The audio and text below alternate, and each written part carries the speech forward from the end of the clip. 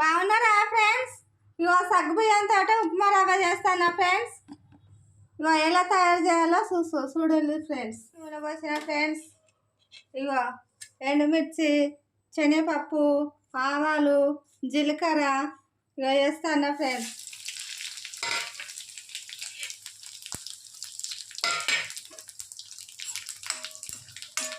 ఇట్లా ఉప్మా చేసుకుంటే బాగుంటుంది చూడండి ఫ్రెండ్స్.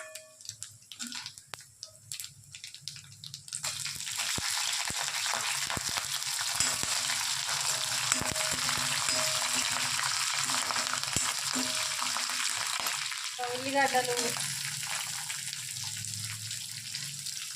ఇంకా కొత్తిమీర,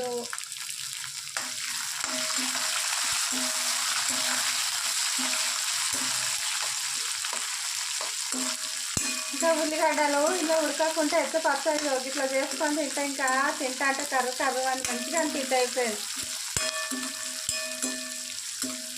ఉల్లిగడ్డలు గోలకుండా అవసరమే లేదు కానీ కొంచెం గోలిపిస్తాను. ఇవరకు ఇలా సాల్ట్ నూనె వేసి ఇట్లా పొడి పొడి చేసుకొని రాత్రి నానబెట్టుకున్నాం కదా ఫ్రెండ్స్.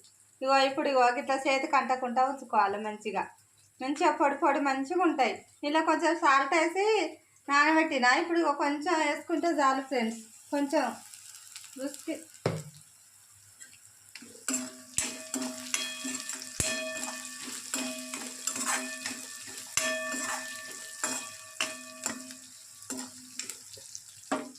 సగ్గుబియ్యం వేస్తాను ఫ్రెండ్స్. పొడి పొడి ఇట్లా ఉండాలి.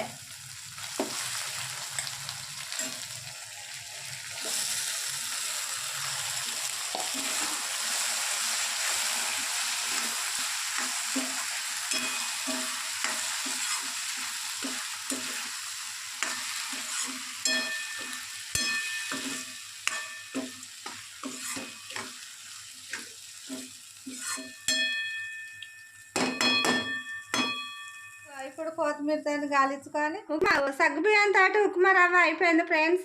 మీరు కూడా ఇట్లా ట్రై చేయండి, బాగుంటుంది. తింటా అంటే తినబుద్ధి అవుతుంది.